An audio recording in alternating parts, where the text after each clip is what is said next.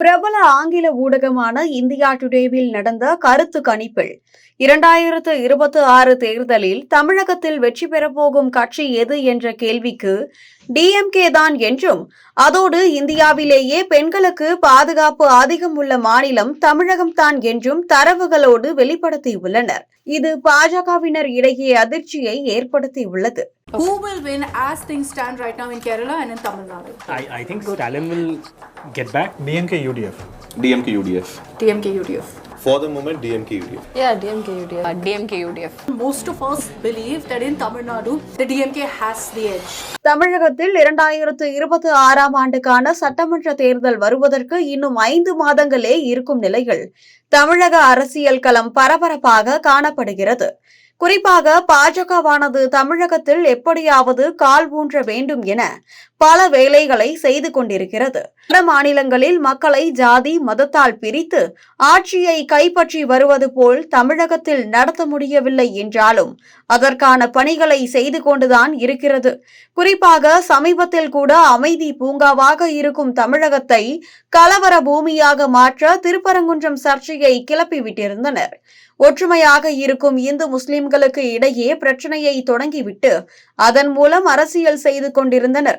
இருப்பினும் தமிழகத்தில் கால் ஊன்ற நினைக்கும் பாஜகவின் கனவு ஒருபோதும் நிறைவேறாது என திமுக அதனை தவிடுபொடியாக்கி வருகிறது.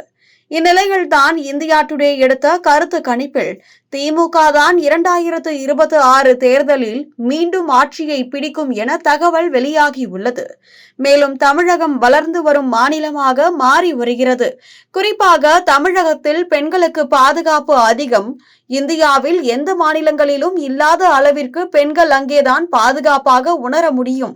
பெங்களூருவில் வேலை பார்க்கும் பெண்களை விட சென்னையில் வேலை பார்க்கும் பெண்களுக்கு தான் பாதுகாப்பு அதிகம் என கூறியிருக்கின்றனர். மேலும் தமிழகம் கல்வி, வளர்ச்சி, பொருளாதாரம், பாதுகாப்பு என அனைத்து விஷயங்களிலும் தலை சிறந்த நம்பர் 1 மாநிலமாக திகழ்கிறது என்றும் புகழாரம் சூட்டியுள்ளது.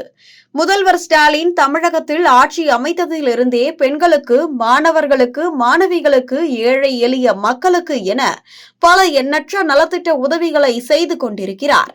இந்நிலையில்தான் கல்வி, தொழில்துறை, உற்பத்தி, சேவை என அனைத்து துறைகளிலும் முன்னிலை மாநிலமாக தமிழ்நாடு தொடர்ந்து நீடித்து வருகிறது. எனவே இந்தியாவிலேயே பொருளாதாரத்தில் தமிழகத்தை நம்பர் 1 மாநிலமாக மாற்றி சாதனை படைத்ததால் இந்தியாவின் சிறந்த செயல்திறன் மிக்க சொத்து ஸ்டாலின் என இந்தியன் ஜெம்ஸ் என்ற பிரபலமான இணையதளமும் செய்தி வெளியிட்டு இருந்ததும் குறிப்பிடத்தக்கது.